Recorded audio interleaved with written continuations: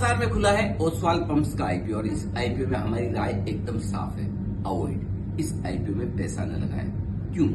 क्योंकि अचानक से इनके फाइनेंशियल्स जो मजबूत होकर आते दिखे हैं पिछले 1-1.5 साल में, वो थोड़ी सी डाउट पैदा करते हैं, चिंता पैदा करते हैं। पहली चीज, अच्छी बातें बता दूं आपको, प्रमोटर्स एक्सपीरियंस्ड है और ये फील्ड ऐसा है जिसमें आगे ग्रोथ के पूरे चांसेस बनते हैं, इसमें कोई डाउट नहीं। तो दो अच्छी चीजें हैं, लेकिन नेगेटिव्स क्या है?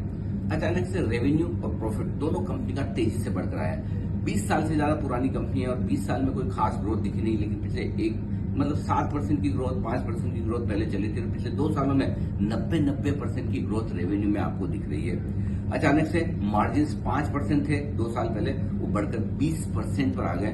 4 गुना मार्जिन बढ़ना आश्चर्यजनक है। लेकिन साथ साथ कुछ नेगेटिव्स और बढ़ रहे हैं कंपनी के लिए, जैसे कि शॉर्ट टर्म बोरोइंग्स। जो कंपनी लगातार शॉर्ट टर्म के लिए पैसे उधार ले रही है, जो 2 साल पहले 73 करोड़ थे वित्त वर्ष 2022 में, अब 334 करोड़ पहुंच गया।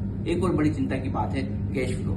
जो कंपनी बिजनेस करती है, ऑपरेशन से जो कैश फ्लो आते हैं, वो पहली बार नेगेटिव है पिछले 3 साल में, वो भी भारी भरकम करीबन 197 करोड़ के कैश फ्लो नेगेटिव है। इसके साथ साथ जो कुछ प्रॉफिट हो रहा है वो कैश में तो नहीं दिख रहा है, लेकिन डेटर्स के तौर पर दिख रहा है। ट्रेड रिसीवेबल्स तेजी से बढ़ रहे हैं, जो कि चिंता की बात है। आमतौर पर जब रेवेन्यू बढ़े, प्रॉफिट बढ़े, लेकिन कैश फ्लो नहीं बढ़े और साथ ही डेटर्स बढ़े, ये कहीं न कहीं चिंता की और अलार्मिंग सिचुएशन दिखाता है। और यही वजह है कि हमें लगता है कि फाइनेंशियल और कंपनी की जो ग्रोथ पिछले 1-1.5 साल में हुई है, वो पुराने ट्रैक रिकॉर्ड के साथ मैच नहीं करते।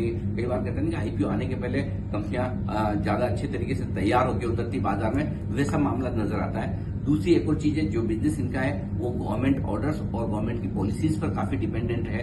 कभी भी अगर ये बदले तो बिजनेस मॉडल पर क्वेश्चन मार्क भी आ सकता है। ठीक वैसे जैसा 2 साल पहले तक इनका बिजनेस बड़ा नॉर्मल चलता था, अचानक से 2 साल में गवर्नमेंट ऑर्डर्स की वजह से बिजनेस बढ़ता हुआ दिखा है। सो हमारी राय ये होगी कि बेहतर ऑप्शंस आपके पास पंप स्पेस में काफी अवेलेबल है। मार्केट में कई सारी लिस्टेड कंपनियां हैं, वहां पर फोकस करें बजाय इसके। और एक और चीज, कोई भी पंप कंपनी ऐसी नहीं दिखी जो पिछले 2 साल में बहुत एक्स्ट्रा ऑर्डिनरी ग्रोथ दिखाए, तो बेहतर ये है अवॉइड करें और लिस्टिंग के बाद देखें अगर आपको ठीक लगे तो। और फिर भी किसी को लगाना है तो आपकी अपनी रिस्क है।